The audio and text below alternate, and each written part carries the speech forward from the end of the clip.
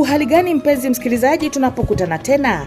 Hii leo ni Ijumaa na kama ada tunaandaa jukwaa la wanahabari katika idhaa ya Kiswahili Sauti ya Mwafrika.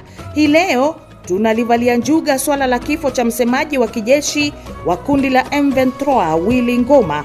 Kinabadilisha vipi mwelekeo wa vita mashariki mwa nchi ya Jamhuri ya Kidemokrasia ya Kongo?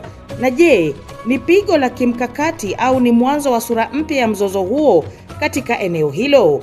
Jukwaa la waandishi linachambua hatma ya kundi la M23 na mustakabali wa juhudi za amani. Usikose Ijumaa hii saa 1:30 jioni saa za Afrika Mashariki, saa 12:30 saa za Maziwa Makuu. Mimi ni Ann Ngugi.